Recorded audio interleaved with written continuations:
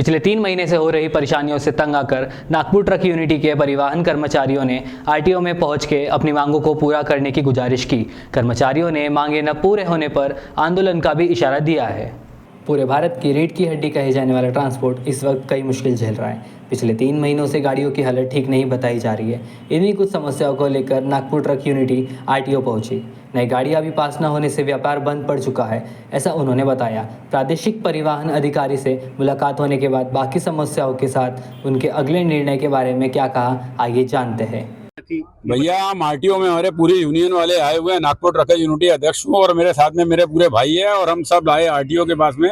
3 महीने से हमको बहुत परेशानी चल रही थी। ना गाड़ी की फिटनेस हो रही, ना गाड़ी ट्रांसफर कर रहे थे, ना गाड़ी की एनओसी दे रहे थे, ना गाड़ी का आराम हो रहा था। हम उनके पास में 3-4 बार आए, ये सुन रहे नहीं थे। आज हमारी पूरी यूनियन यहाँ पे आई। उन्होंने हमारे को आश्वासन दिया कि जो भी आपका काम है हम काम करेंगे और उन्होंने 2-4 दिन का टाइम दिया है। तो क्या नाम है उनका, काठोड़े साहब ने हमारे को बोला है कि भाई आप बिल्कुल शांत रहो, मैं आया हूँ और मेरे को महीना हुआ अभी आए को यहाँ पर, मैं पूरा समझ लेता हूँ, कर लेता हूँ, उसके बाद में जो भी काम है मैं आपका काम करके दूंगा। और जो है कि नागपुर के अंदर में ड्राइवर लोगों को जो परेशान करते हैं बॉर्डर में, ड्राइवरों को जो परेशान करते हैं, अब सावनेर बॉर्डर हो गया, देवरी बॉर्डर हो गया, कांदरी बॉर्डर हो गया, पांड्रकुड़ा बॉर्डर हो गया, जो भी बॉर्डरों पे हमारे ट्रक गाड़ियां जाती है भाइयों की, या कोई भी हर स्टेट से गाड़ियां आती है, हर गाड़ी से 500-1000 रुपए लिया जाता है रोज का। कम से कम एक बॉर्डर से इनको 1 से 1.5 करोड़ रुपए आता है। 4 बॉर्डर है।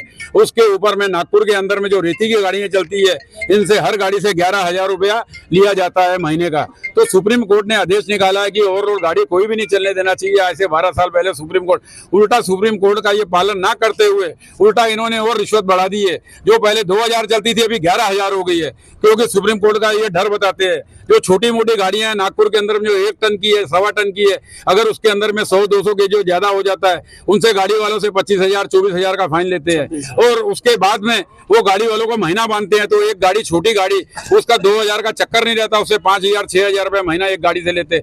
इनको महीने का 8 से 10 करोड़ रुपया आता है, जिससे रोड भी टूट रहे हैं, 8 से 10 करोड़ रुपया इनको महीने का आता है। और मेरा ये कहना है कि इनकी सीबीआई, ईडी, इनके ऊपर में रेट, जो रिटायर हो गए हैं ऑफिसर, उनके ऊपर भी होना चाहिए, इनके ऊपर भी होना चाहिए। नागपुर ट्रक यूनिटी के साथ में ग्रामीण आरटीओ में पहुंचे अपने साथियों को लेके। पिछले 3 महीने से जो नवी गाड़ियों का आरएमए नहीं हो रहा था, फिटनेस नहीं हो रही थी, परमिट नहीं डल रहे थे और भी कई तरीकों की परेशानियों का सामना कर रहे थे ट्रक वाले। नवी गाड़ियां भी नहीं पास हो रही थी, जिसकी वजह से हमारा ट्रांसपोर्ट व्यवसाय पूरा 3 महीने से ठप पड़ा है।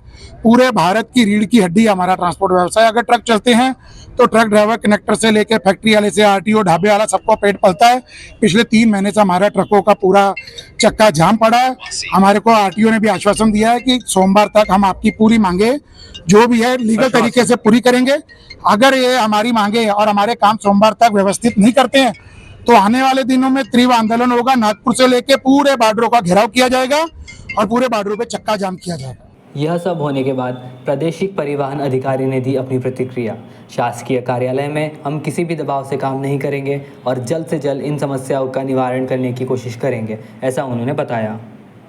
नमस्कार. ह्याच्यामध्ये आपल्याकडे ट्रान्सपोर्टर काही आलेले होते. त्यात काही ट्रान्सपोर्ट संघटनेचे कुक्कू मारवाजी, इतर 2-4 त्यांचे ट्रान्सपोर्टचे सदस्य, मेंबर्स सगळे आलेले होते. त्यांच्या काही मागण्या होत्या की जसे काही कामं होत नाही आहेत आरएमए वगैरेच्या संदर्भात, तर त्या संदर्भात त्यांनी त्यांची मागण्या सांगितल्या.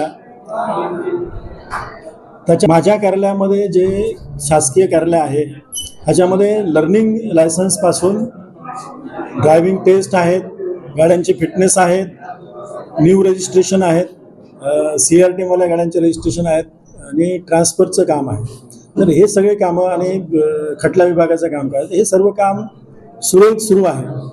ह्याच्यामध्ये काही ज्या बाहेरच्या राज्यातल्या गाड्याचे जे काही प्रकरणं ह्या कार्यालयामध्ये ह्याच्यापूर्वी घडलेले आहेत, त्या अनुषंगाने आम्हाला वरिष्ठ कार्यालयाने काही स्क्रुटिनी दिलेली आहे. त्याच्यानुसार ती स्क्रुटिनी चालू असल्यामुळे काही लोकांचा रोष आहे.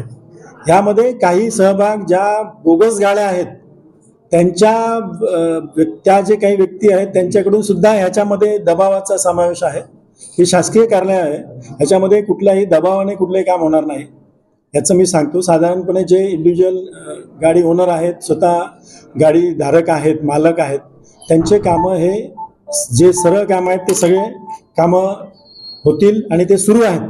माझ्याकडे पूर्ण 1 जुलैपासूनची आकडेवारी आहे. माझ्या कार्यालयामध्ये learning licence, MDL, transfer, new registration, CRT सर्व कामं सुरू आहेत. यातला फक्त RMS बाहेरील राज्याचा प्रकार आहे, त्याची स्क्रुटिनी असल्यामुळे ते स्लो आहे.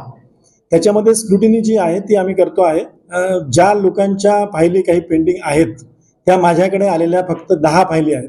त्याची स्क्रुटिनी सुरू आहे. कायद्याच्या चौकटीत त्याची चौकशी किंवा स्क्रुटिनी होऊन त्याचं होणारी केस असेल तर ती केल्या जाईल आणि जी होणार नाही तर ती त्याला तसं लेखी स्वरूपात लिहून दिलं जाईल की हे होत नाही.